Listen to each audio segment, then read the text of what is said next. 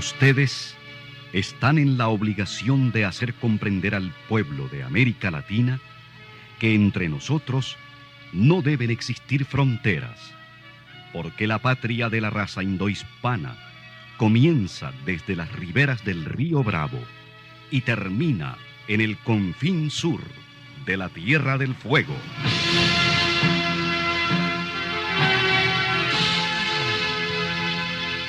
Sin fronteras. Un recorrido por los campos sin límites de la información, la música, la cultura, la economía y el deporte. Los hechos y los hombres que todos los días construyen un mundo sin fronteras.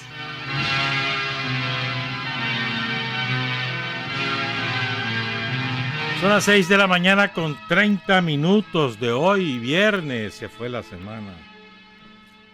Hoy es 21 de junio, 10 San Luis.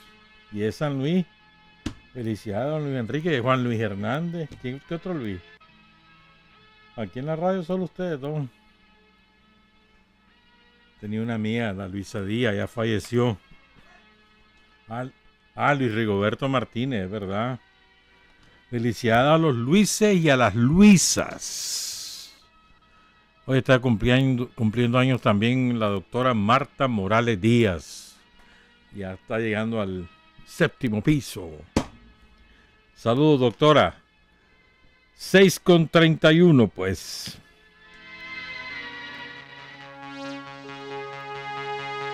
Sin Fronteras, la revista, con William Griggs Vivado, en la primerísima 91.7 y 105.3 FM.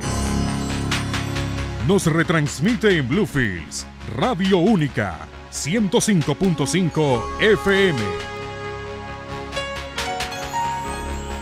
Aquí tenemos otra cumpleañera, Arely Ríos. ¿Y de qué barrio? No te dijo de qué barrio. Qué barbaridad. Vos tampoco preguntás. ¿De qué ciudad? ¿De qué barrio? Qué desastre. Está cumpliendo 15 años por 2, por 3, por 4, quién sabe. Felicidades a Arely Ríos, que nos escucha y quién sabe a dónde. Y también quiero saludar a todos los guerrilleros digitales, especialmente al equipo digital Unidos en Victorias. Muchas gracias por la audiencia. Y no es la YouTube audiencia. Pues dice que es por YouTube, no por la radio. Bueno, ahí tenemos otras cosas, pero para luego. Porque queremos comenzar con lo que está ocurriendo en Honduras y vincularlo a Nicaragua.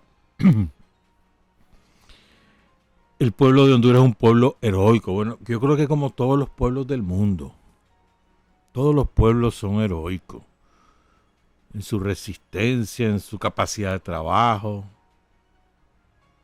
Y el pueblo de Honduras es especial, man. Ese pueblo ha sufrido desde siempre. Jamás ha visto el sol claro Honduras. Jamás, jamás, jamás. Por eso viven tantos millones de hondureños fuera de ahí. La segunda ciudad en importancia de Honduras es New Orleans. Bueno, era pues antes del Katrina. Pero ese pueblo marginado, sufrido, exprimido, le han quitado todos sus derechos sociales, no tienen derechos sociales. Y al que levanta cabeza lo asesinan.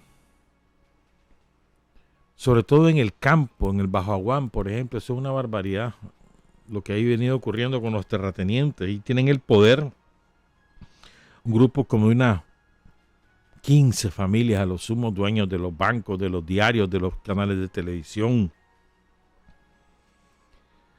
de las grandes empresas agropecuarias, de los hoteles, los dueños de Honduras, que tienen ejércitos privados, que viven en ciudadelas privadas, opulencia total, y el pueblo hondureño en la miseria, es terrible. La única vez que tuvieron la posibilidad de tener una mejoría sustancial en sus derechos sociales fue con Manuel Zelaya, que se enfrentó al gran capital y eso le costó la presidencia. Estados Unidos, el gran capital, decidieron darle el golpe de Estado y lo sacaron en pijama, en un helicóptero, en un avión, perdón, rumbo a San José de Costa Rica, y ahí lo fueron a tirar. ¿Se acuerdan de eso, verdad?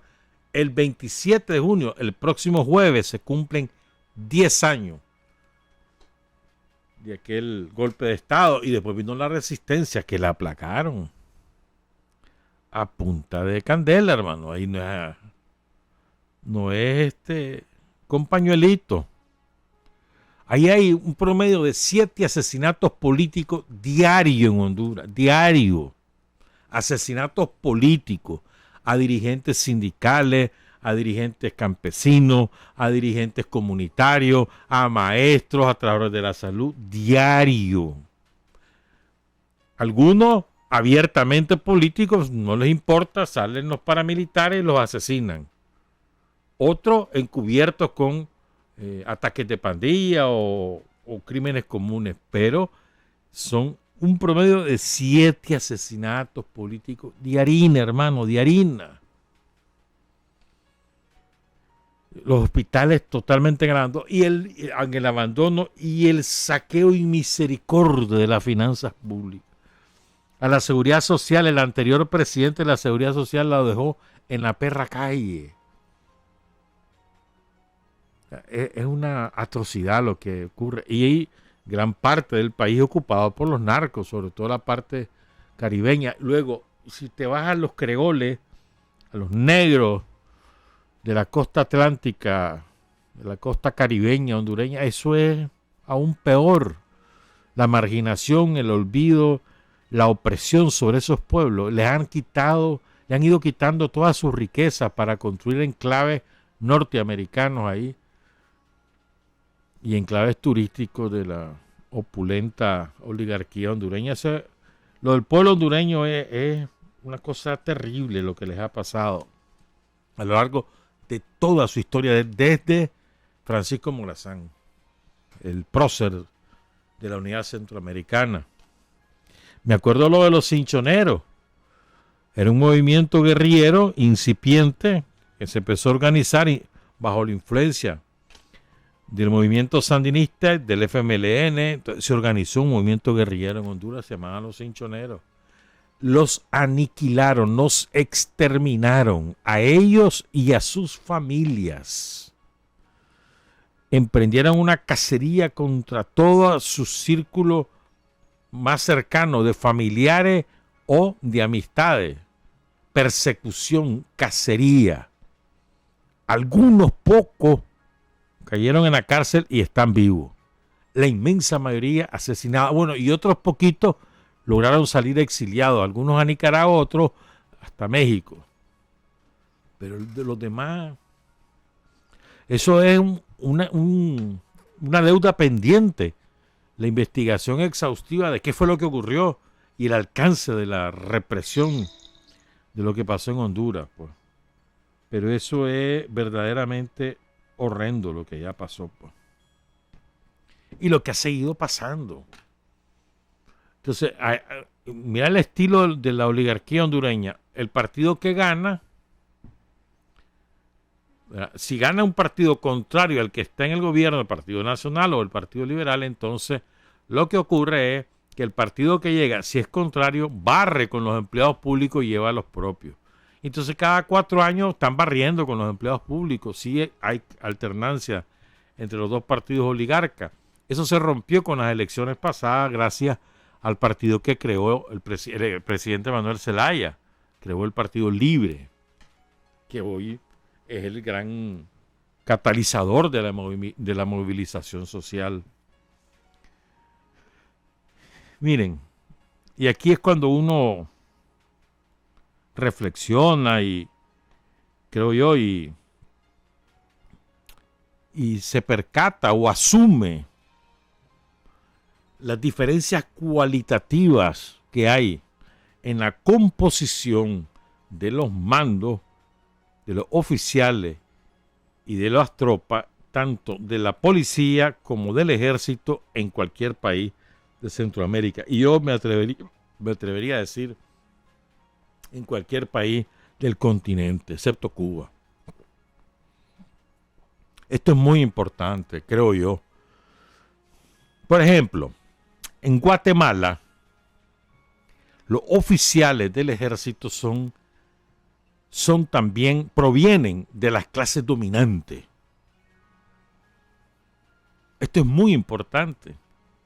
O sea, los ricos se encargan del control de las Fuerzas Armadas por la vía de oficiales y por una segunda vía, y es haciéndolos propietarios de grandes extensiones de tierra o de cualquier otro tipo de propiedad.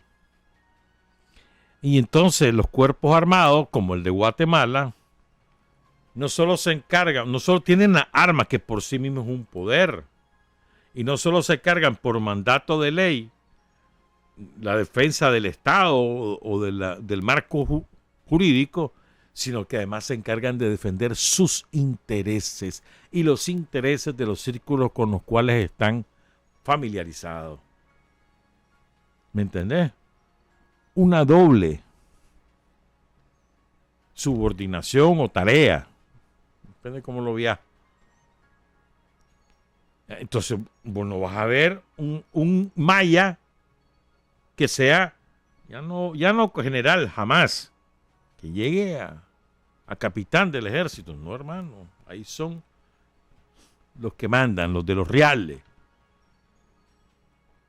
Algo similar ha ocurrido con otras Fuerzas Armadas centroamericanas, pero que en Honduras es un poco menos, en El Salvador también, pero en esencia sigue siendo el mismo fenómeno.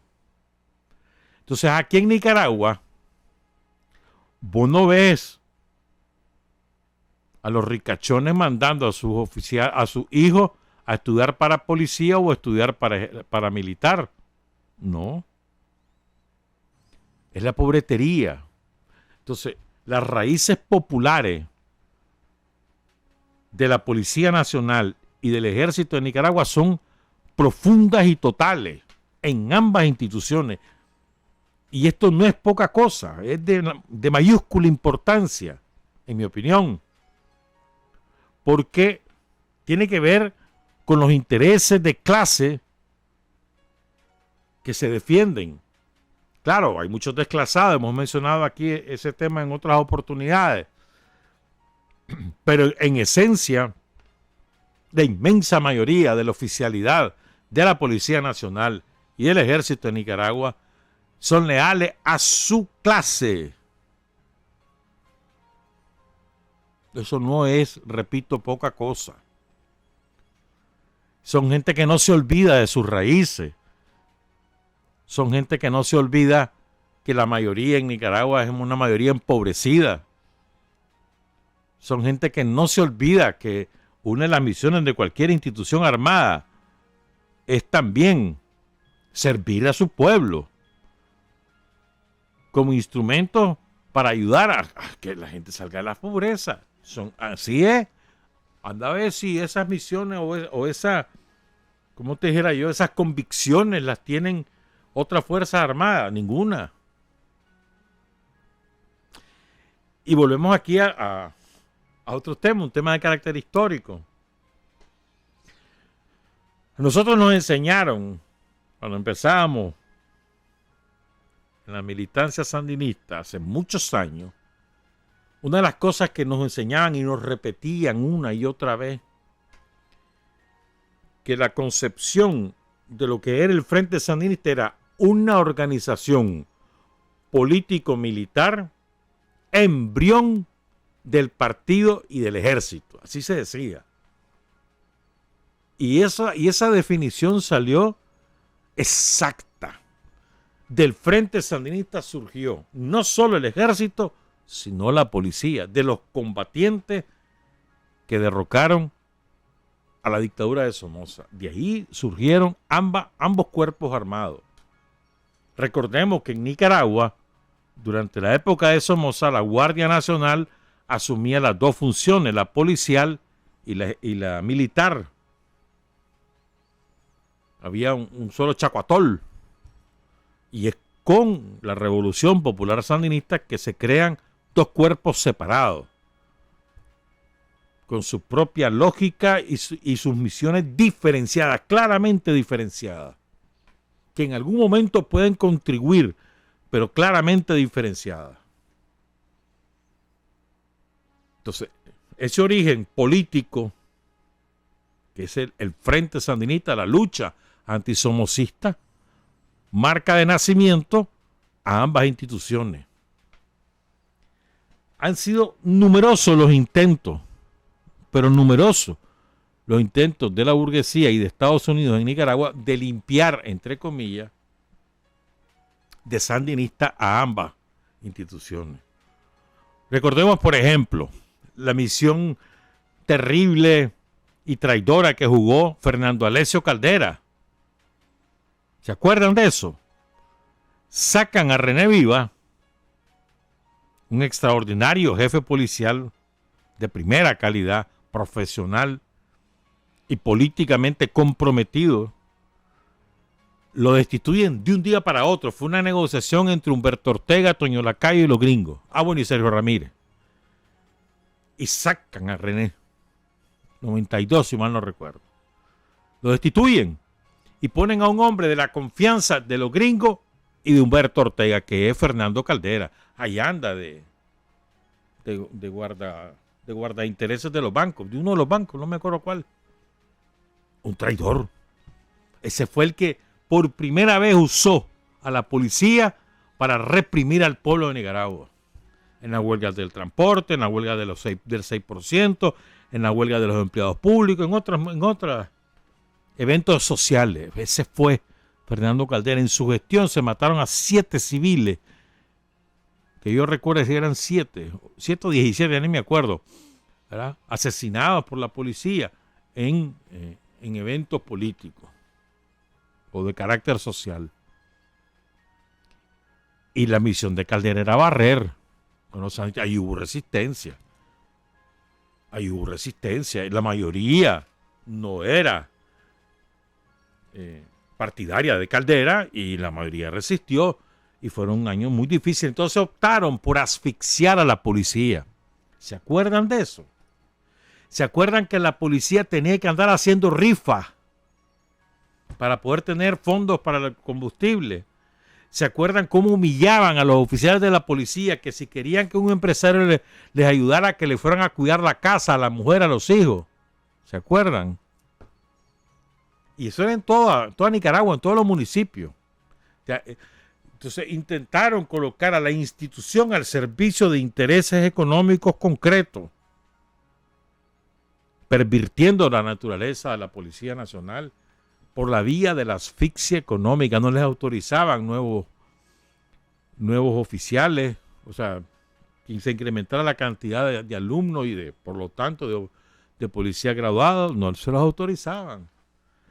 Tenían problemas. Yo me acuerdo, por ejemplo, yo no sé si vos lo recordás. ¿Te acordás una vez, creo que en el 2006 fue esto, que los médicos y las enfermeras y los auxiliares y las auxiliares de enfermería del Hospital Carlos Roberto Güembe sacaron a la calle, ahí a la carretera, y guindaron la sábana rota, la ropa de cama, pues en general rota, con lo cual atendían a los pacientes, porque los tenían asfixiados, no les daban un centavo para el hospital de la policía. O sea, ¿cuál era la intención? Rendirlos. Y que terminaran subordinándose totalmente, políticamente, y sobre todo en intereses de clase, a la oligarquía nicaragüense y a Estados Unidos. Y los mandos de la policía y sus soldados resistieron. Es cierto, hubo una corrupción importante en aquellos años, pero era de esperarse por todas las circunstancias en que se desarrollaba la Policía Nacional. ¿Saben qué? Les quiero dar alguna cifra. ¿Sabes cuánto? Según cifras de 2016, de un organismo internacional que estudia las Fuerzas Armadas de América, incluyendo las fuerzas policiales. Entonces este organismo dice que un policía en Costa Rica, policía de línea, gana el equivalente a $584 mensuales. Un policía en Belice, en Guatemala, gana $500 mensuales. En Panamá, $450 mensuales.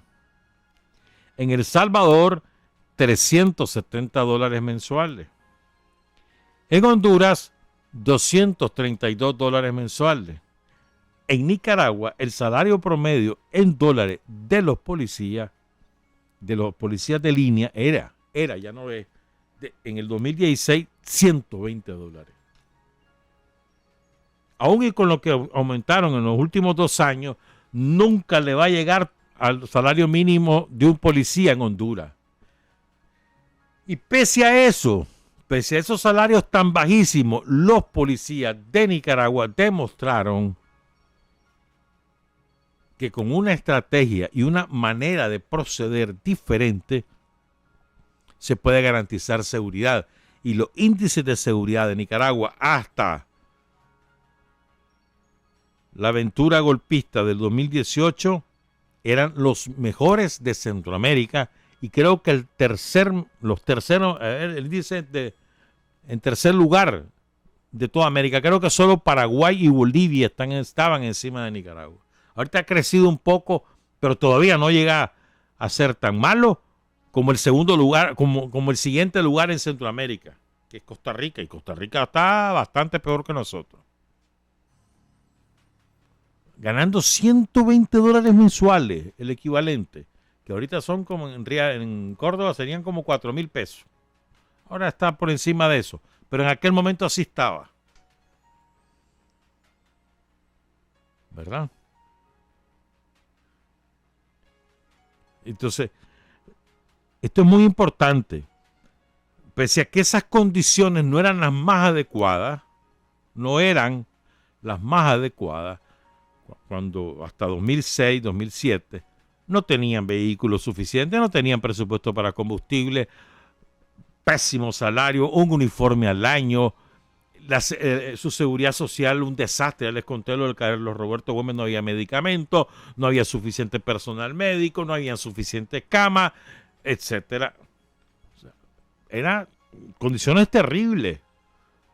Y pese a eso, la policía se mantuvo esencialmente apegada, primero al mandato constitucional y segundo a sus raíces. Y a veces se nos olvida estas cosas. Yo le pedí a varios compañeros y compañeras que me ayudaran a buscar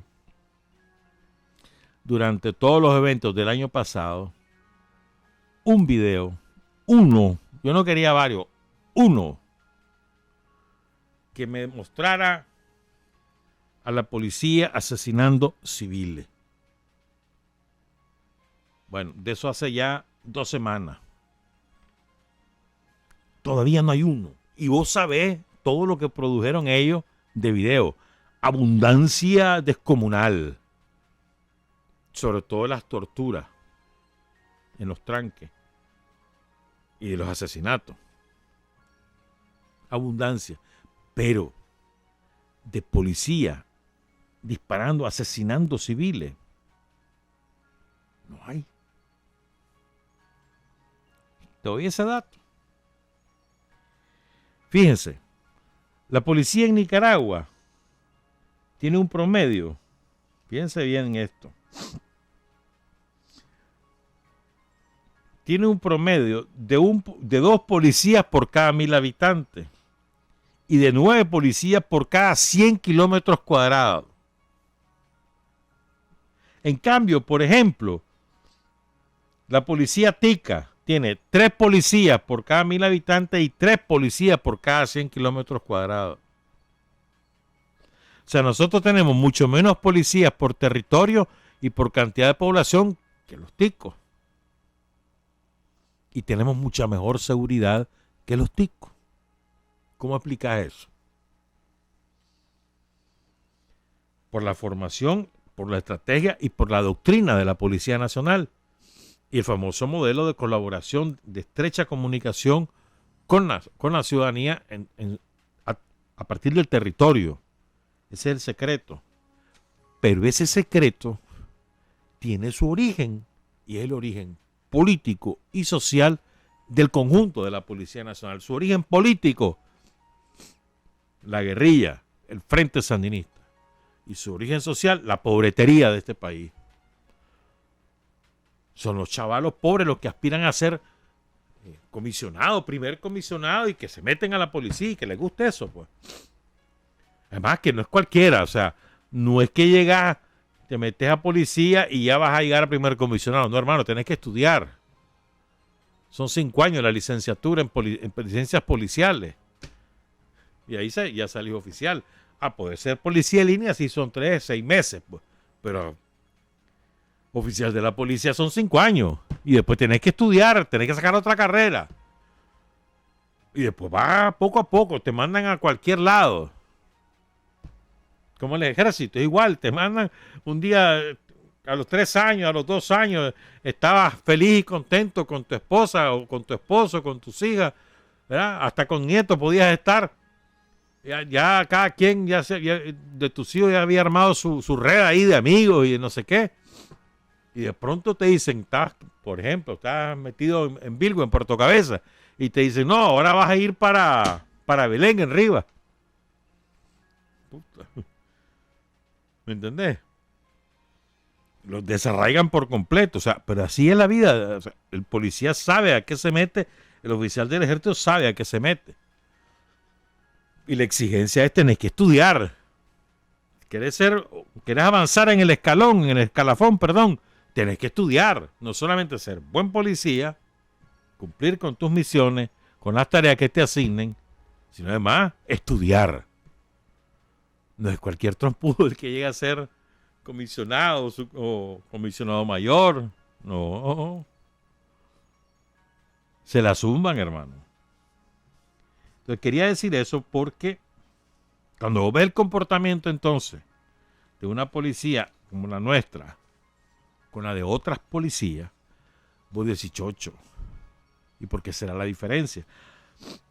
¿Por qué crees que lo rebasó toda la situación del año pasado? Primero porque los acuartelaron. Probablemente la policía sin acuartelamiento en una semana hubiera controlado la situación. Pero los acuartelan y se desencadena toda la violencia. ¿Ya? Muchachos contratados, exprofeso, para desarrollar esa violencia, contratados por la camorra del MRS o contratados por bandas narcos, que está comprobado que aprovecharon las circunstancias. Los narcos hicieron agosto en esos meses, circulaba la droga por donde quiera. Los expendios hicieron felicidad con eso.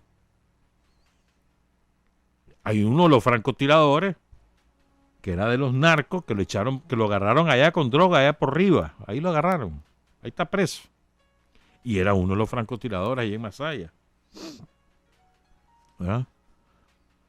Entonces, estamos hablando entonces, creo yo, que es muy importante que tengamos presente la naturaleza política y social, ¿verdad?, de los cuerpos armados en Nicaragua, que provienen esencialmente de los sectores populares, que su origen histórico es la guerrilla, el Frente Sandinista, y que ambas cosas confluyen para que esas dos instituciones tengan una concepción diferente del quehacer institucional,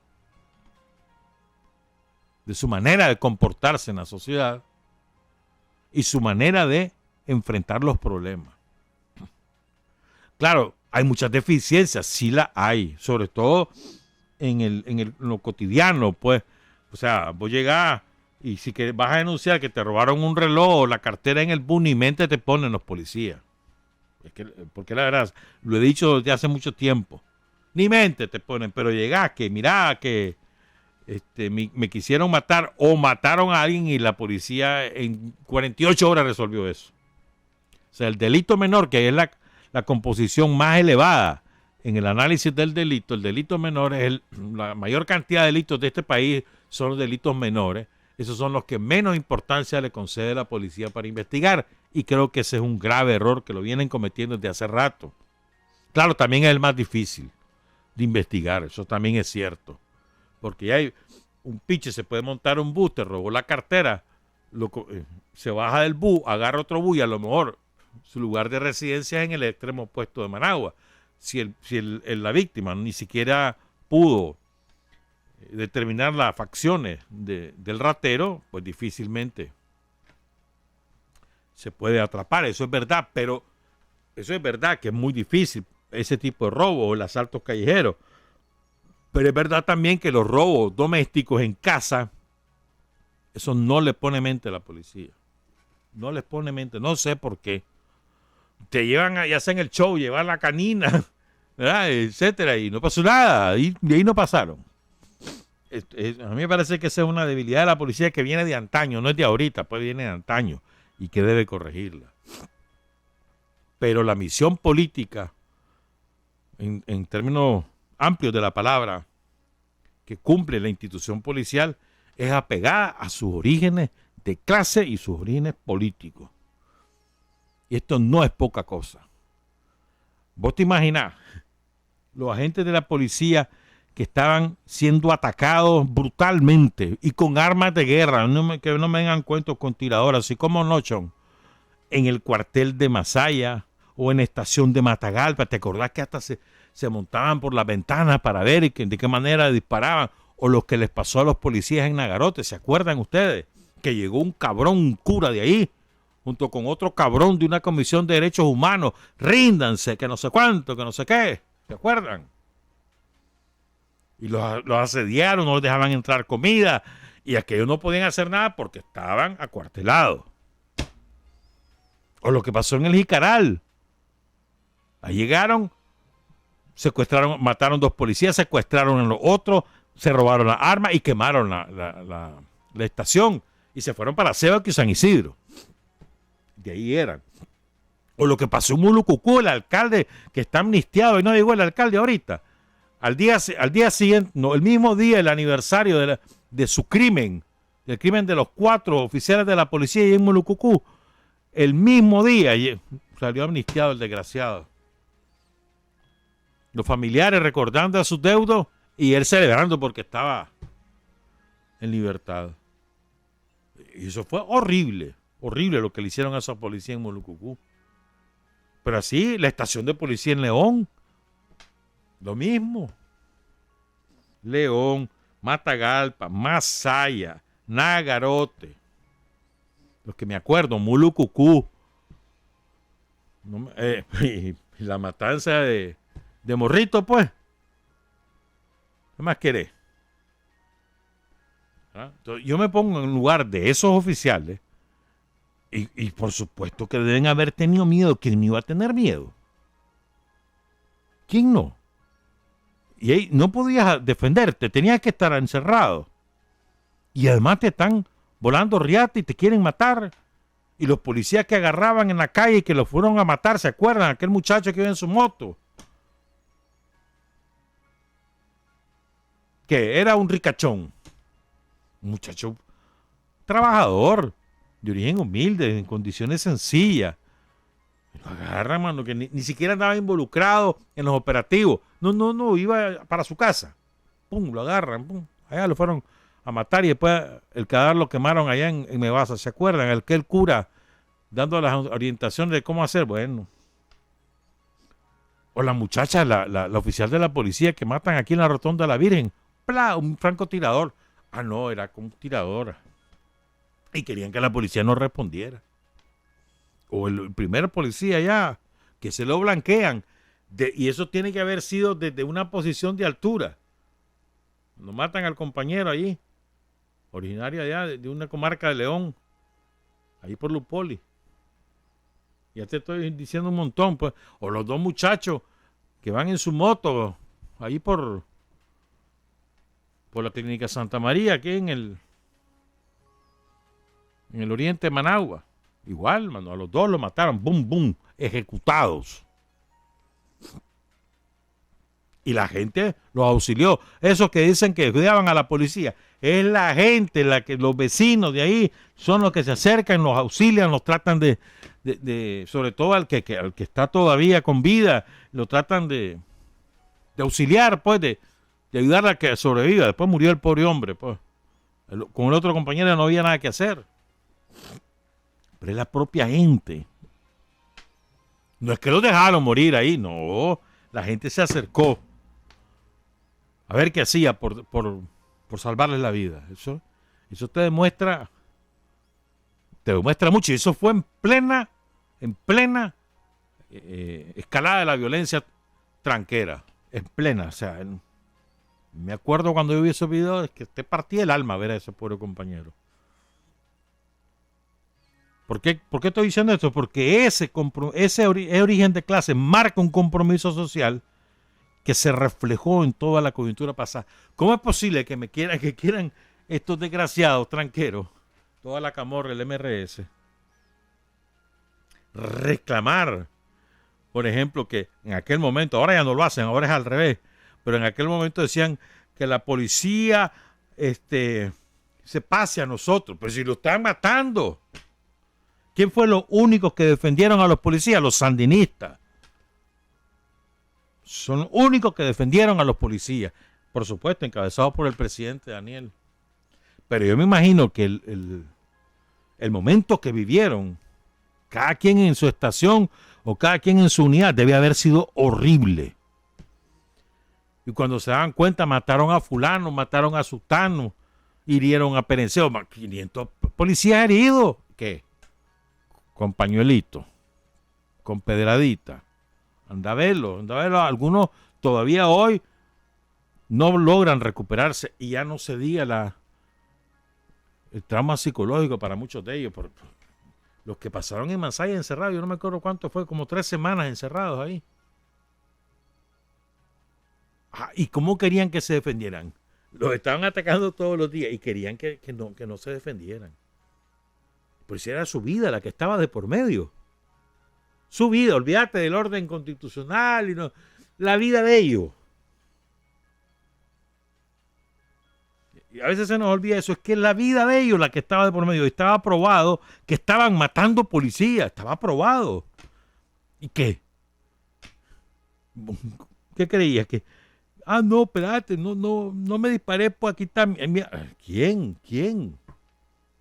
Me acuerdo, ¿te acordás de aquella compañera del ejército que el tal profesor de Niquinomo la torturó ahí por el mercado en Masaya? ¿Se acuerdan de eso? Y la tenían así, y después la metieron en un cuarto, la sentaron, la amarraron. Trabajadora del ejército, era de clase, o sea, no era oficial, pues era clase del ejército. Pero ese uno entre tantos casos. Los 9 compañeros de Morrito que los secuestran y a las compañeras las van tirando en el camino. Van en los camiones y sin detenerse las van tirando en el camino al tranque del Lóvago. O sea, lo que estoy tratando de referir es que ¿cómo vos explicás que todos esos compañeros no hayan agarrado sus fusiles, ¿verdad? Y en lugar de defenderse hayan dicho, vamos a ir al Carmen, pues? Porque sabían el origen de lo que había. Y respondían a sus propios intereses de clase y también políticos. ¿Cómo explicamos que no hubo una deserción masiva?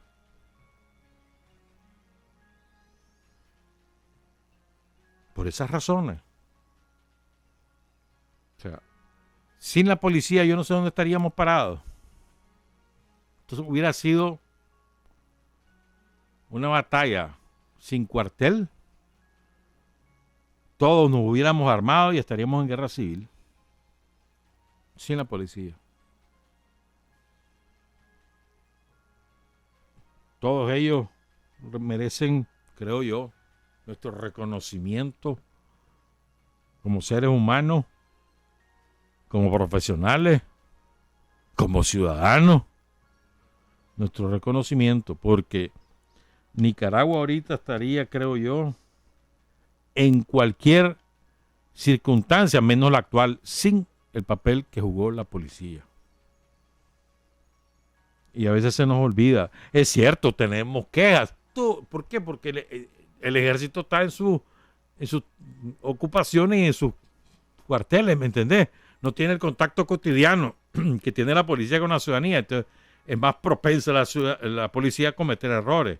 Eso por un lado. Y por otro lado también es cierto, hay conductas viciadas en un sector de la policía que todos hemos criticado y seguimos criticando, y quisiéramos que hubiera pronta rectificación.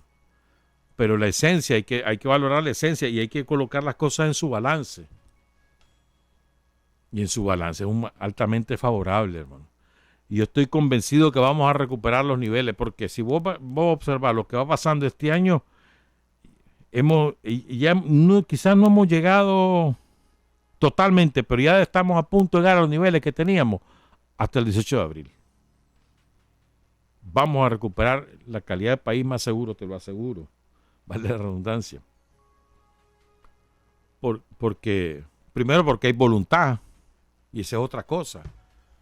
Hay una voluntad política del gobierno, del presidente y de la dirección de la policía y de los propios policías de acabar con la delincuencia organizada, al menos la organizada. Pues acabemos con toda esta manda y ve lunes a lunes y ve desfilando. No, ahora están en la lista de presos políticos de la OEA y de todos los tranqueros. Están en la lista, en serio. Violadores, asesinos. No estoy hablando de que durante las circunstancias del año pasado, no, asesinatos previos, 2 o 3, ahí están en la lista. Uno que hasta le dio una golpiza a su mamá, solo chanchada, hicieron toditos eso. Pero eso es político. ¿Verdad? Yo creo que a mí me parece pues que es importante ubicar las cosas en general y recuperar el sentido de orgullo por ambas instituciones. Estoy hablando de la Policía Nacional y del Ejército de Nicaragua. Ambas instituciones son fuente y motivo de orgullo como Estado y como ciudadano, con todas las dificultades que pasamos con ellos, los defectos que podamos identificar en su comportamiento o las deficiencias en su trabajo, con todo y eso, hermano, a la hora de comparar esta policía y este ejército con cualquiera de Centroamérica, ya no se diga fuera de aquí, ya los he hecho a todos. La prueba es que afuera era un modelo a seguir, el modelo de la Policía Nacional hasta el 18 de abril. ¿Por qué no vamos a volver a tener los índices que teníamos de seguridad pública?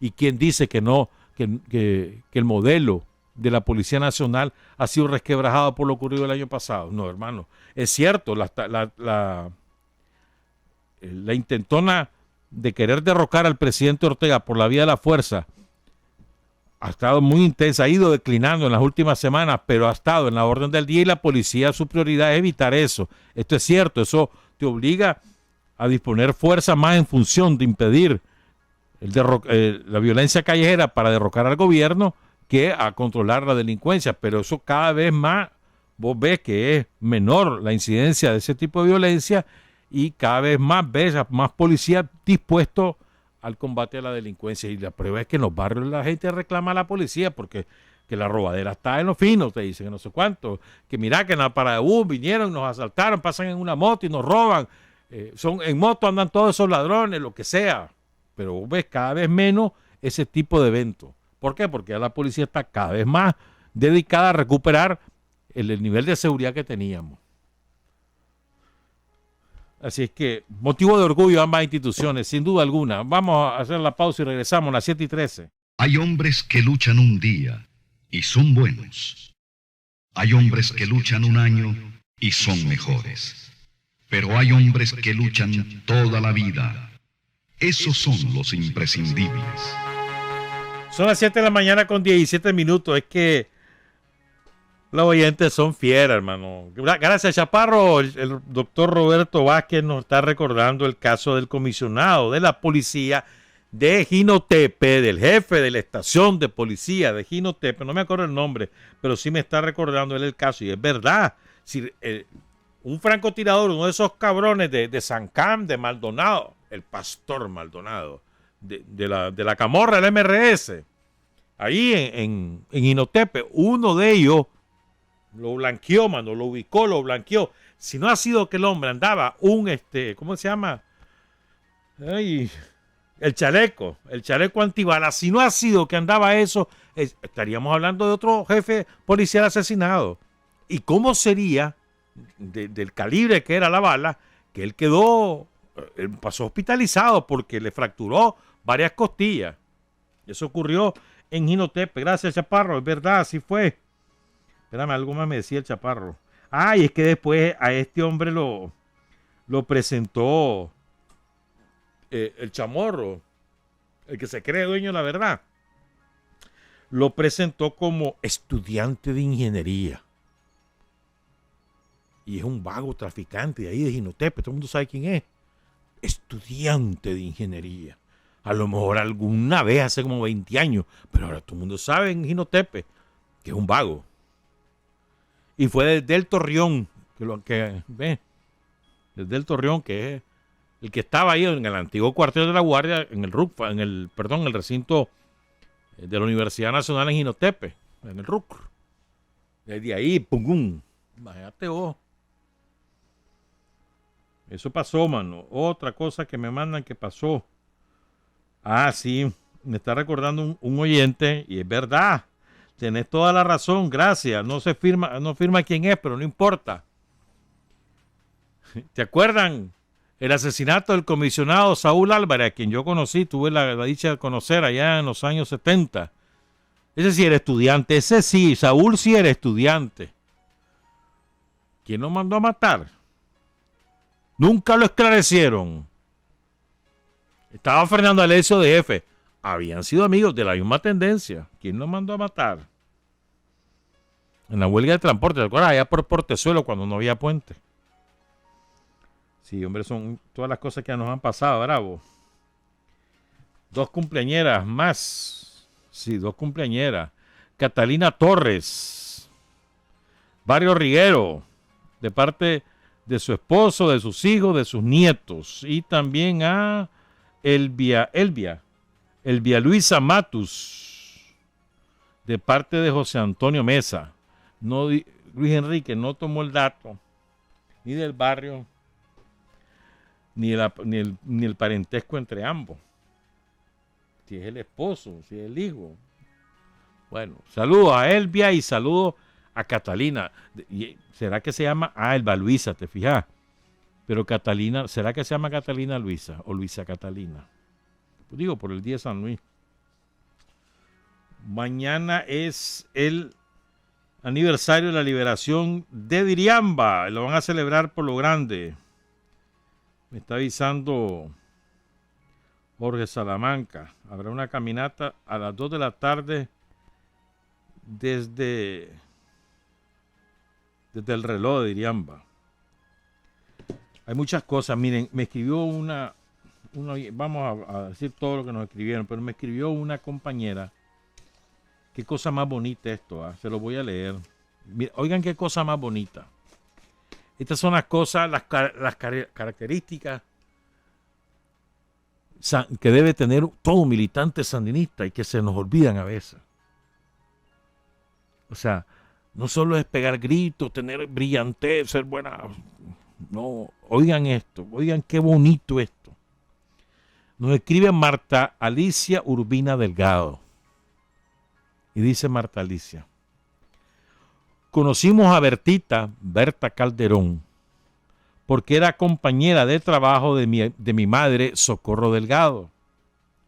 Las dos fueron cocineras en el Hospital El Retiro.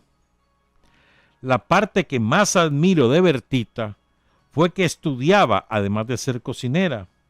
Pero lo más extraordinario es que fue una mujer muy sensible a las necesidades de los demás. Porque mi mamá, que tenía 7 hijos, mi papá nos había abandonado. Y Berta sabía que mi mamá necesitaba apoyo de todo tipo.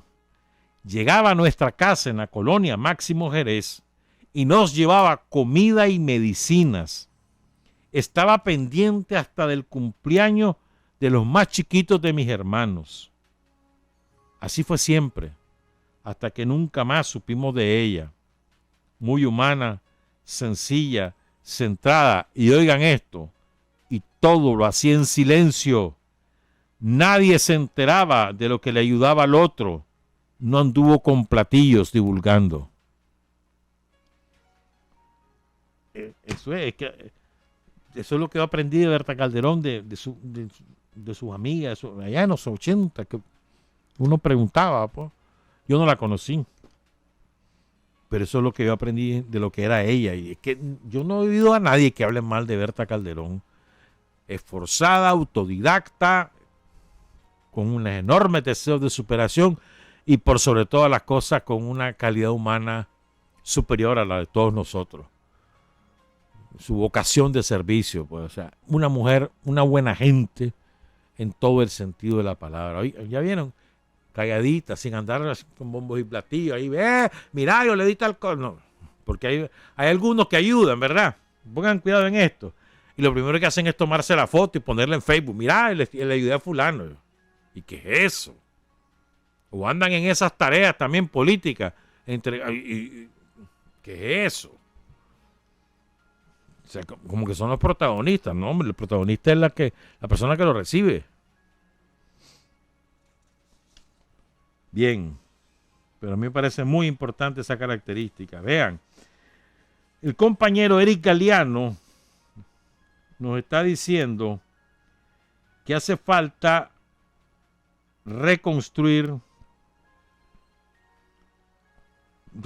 volverlo a hacer el monumento a los muchachos de la Juventud Sandinista que cayeron en San José de las Mulas, en el lugar donde cayeron, en el sitio histórico.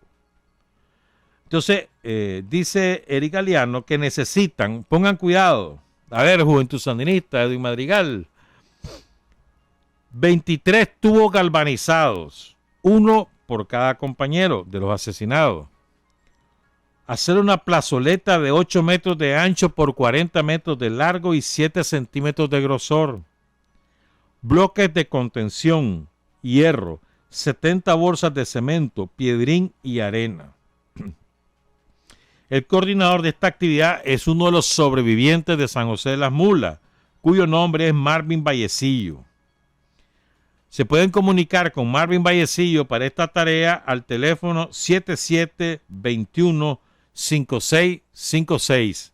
7721-5656. Marvin Vallecillo para ayudar a construir más bien el memorial para los 23 muchachos de la Juventud Sandinista asesinados en una emboscada contrarrevolucionaria en San José de las Mulas. Me parece que es una muy buena iniciativa. Ojalá que lo logren. Yo no estoy diciéndole a ninguna institución del gobierno que lo haga. No. Entre los sandinistas se puede hacer esas cosas. Bueno. Tengo aquí también, veo, hoy es el aniversario, ¿te acordás, ve? ¿Te acordás aquella muchacha trabajadora de la alcaldía de Masaya? ¿Se acuerdan que la asesinaron en los tranqueros de Masaya? Hoy es su aniversario. Su nombre era Carolina Collado. A las 7:30 de la mañana saldrán de la antigua estación del ferrocarril a colocar una ofrenda floral en su tumba. Y a las 3 de la tarde va a haber un acto político-cultural en la cancha techada Lomas de Sandino, en Monimbó. Carolina Collado, yo me acuerdo, mano, cuando la mataron a la pobre muchacha. Ni siquiera, no era que estaba en nada, andaba en actividad de brigadista de salud, andaba. Así la asesinaron. Y yo dije el miércoles pasado que el replieguito de Ducualía Pedra Quemada era este sábado. No, hermano, ando más burro que yello. No, es el otro fin de semana. No es el siguiente fin de semana. El 30 de junio es el propio replieguito y la feria y la vigilia es el sábado. El domingo 30 el replieguito y el sábado y es la vigilia y la feria. Ahí por la clínica Don Bosco. Ve, el domingo es el Día del Padre, vos. Y el natalicio de Carlos Fonseca. Va a haber actividades ahí en el mausoleo. Ya está previsto eso. Quiero también agradecer a María de Lourdes Tijerino, que nos escribe para recordar a otro compañero. Estos son eventos que nos marcaron en los años 90. Esto fue trágico, fue terrible. ¿Verdad? Como todos los años venían montones de muchachos y de adultos de Masaya en bicicleta para el 19 de julio. Y su ruta era pasar desde la carretera, cruzar hasta el bypass, o sea, ahí por la rotonda de Metrocentro, y después entraban por el otro lado. Pues. Esa era su ruta. Y la loca esa de la Toby los embistió. ¿Se acuerdan de eso, verdad? Ahí creo que fueron 7 los que mató y 22 quedaron heridos porque es que fue a todo el pelotón que se pasó llevando la desgraciada. ¿Verdad? Magda Flores de Toby se llamaba, dicen que ella murió. Murió loca, dicen. Entonces ella quiere en especial recordar a Orlando José Rodríguez, que tenía 38 años cuando lo mataron de esa horrenda forma. Y María de Lourdes recuerda a Orlando José Rodríguez como un compañero ejemplar, muy activo en Masaya, en la comunidad de Mondumbó, trabajó en la policía, lo habían ascendido a teniente poco antes de su muerte. Entonces ella también quiere que saludemos y reconozcamos a su mamá, María Cristina Rodríguez Flores, de 87 años, y a su papá, José del Carmen Cajina Vázquez, de 84 años, su hermano Mauricio Enrique Rodríguez, que ya es abogado, y a la maestra Mirna del Socorro Cajina Rodríguez. Todos ellos leales a los principios revolucionarios, dice la compañera María de Lourdes Tijerino. Todos ellos además activos. El comité, el CLS, lleva el nombre de Orlando, ¿verdad? Y bueno, recordarlo en el repliegue, recordarlo siempre. Muchas gracias, María de Lourdes. Ayer fue el aniversario de Bill Stewart. Fíjate que, ¿sabes quién es Bill Stewart? No, aquel periodista norteamericano que estaba cubriendo los combates ahí en el bypass, en la pista de la Resistencia, pues estaba ahí por el lado del Riguero, y entonces había unas barricadas por el lado del Dorado, había barricadas por el lado del Riguero, etcétera, pues. Entonces lo detiene, pues, un guardia de los que está ahí, con casco y todo. Lo hace arrodillarse y arrodillado, bum, bum, le metió el balazo en la cabeza.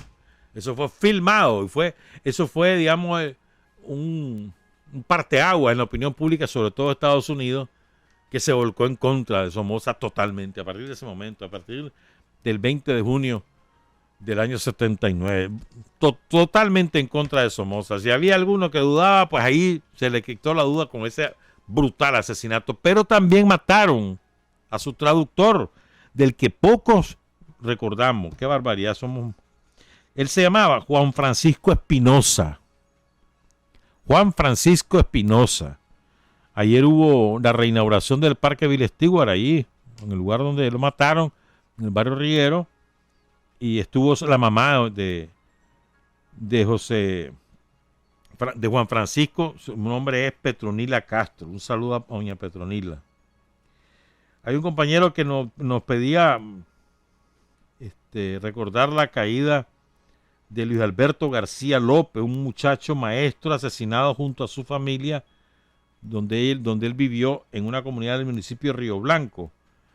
Entonces le pido a Manuel, que es de la brigada Leonel Rugama, que me lo vuelva a poner por correo, pues, porque cuando me mandan algo por WhatsApp que no conozco, yo lo borro, pues, es automático. Entonces el correo de Sin Frontera es RLP Sin Fronteras, plural, Sin Fronteras, RLP Sin Fronteras, todo en minúscula, @gmail.com. Ahí pueden escribir lo que quieran, y también lo de la rifa. Vamos con lo de la rifa, ¿ves? A ver, hemos recibido 32 correos hasta las 3 de la mañana, que fue la última hora que revisé, y 4 aportes por carta. Solo 6 mujeres han escrito. Voy a leer lo que hemos recibido. Milton Sandoval Fonseca, Luis Antonio Fuentes Mesa, Henry Chamorro, Edgar José Castro Dávila, Georgina Merit López González. Un saludo a Georgina. ¿Sabes dónde nos está escuchando? En Ankara, en Turquía. A propósito, me escribió, espérate que me escribió, ¿qué se hizo? Iván Ali Valenzuela, dice que nos está oyendo desde, ¿dónde fue que me dijo? En Suiza. Saludos, Iván Ali. Ah, pues ahí debe andar con Mario Montenegro. Ahí debe andar Mario de loco, ahí anda, porque andaba para un concierto ahí en Suiza. Saludos a Iván. También escribió, ¿qué se me hizo? Jairo Antonio Rivas Meneses, Marcelo Canales, Walter Felipe Navarro, Rosa Martelli Cruz Espinosa, Carlos Barrera, Auxiliadora Wember Ramírez, Luis Alberto Mendoza Molina desde Somoto, Néstor Solí González, José Luis Aguirre Montes, un chinandegano que vive en Fort Lauderdale, en Florida. Saludos a José Luis. José David Martínez Hernández, Ulises Ruiz desde Monimbó, Masaya, Henningston Velázquez, José Ramón Celedón Álvarez, Filadelfo Palacios, Ana Julia Calderón, José María González Ruiz, Israel Antonio Cortés Lazo desde Granada, María José Vargas Aguirre del barrio Altagracia, Enrique Jardiel Arteaga Núñez, Elmer Espinal desde San Francisco, California, saludos. Edwin José Jaca Molanza, que es el secretario adjunto de capacitación del CLS AC Sandino de la Corte Suprema de Justicia. Isidro José Hernández del barrio María Auxiliadora, aquí en Managua, Alejandro Gómez Rocha, Marta Alicia Urbina Delgado, Nelson Germán Gómez Espinosa, Álvaro César Mairena Mena desde Huigalpa, Chontale, Alfonso González Campos desde San Judas, este fue por carta, otra carta de José Leoncio Pérez, otra carta de José Luis Vargas Larga Espada desde Altagracia y la primera carta que fue de Juan Rafael Lezama desde Bataola Sur. Muchas gracias a todos. Recuerden, son que escriban 12 hitos, ya les digo, ustedes van a escribir 10, 12 hitos, 12 eventos, momentos históricos que marcaron, a ver, no quiero redondear, 12 eventos que marcaron la historia del Frente Sandinista, 12, ya les regalé 2, la fundación y el triunfo de la revolución, hasta le regalé 3 al final, porque también está, ¿verdad?, el retorno al poder en el 2000, con las elecciones de 2006, pero bueno, que hagamos un esfuerzo y nos pongamos a escribir 12 eventos que a nuestro juicio, ¿verdad?, marcaron la historia del Frente Sandinista, los 12 hitos de la historia del Frente Sandinista. Hay uno que hizo un aporte ahí interesantísimo, muy bonito. Entonces lo vamos a premiar. En primer lugar se lleva los 3 libros, su camiseta y una de las revistas. Va a haber segundo lugar que le vamos a dar 2 libros, un grano de maíz, el libro del general Escalante, su camiseta y la revista. Y después vamos a dar 12 libros más, un grano de maíz. O sea que hay oportunidad, no es que solo es un premio, no, hay oportunidad, así que escriban, anímense. Muchas gracias, buenos días, buenas tardes, buenas noches.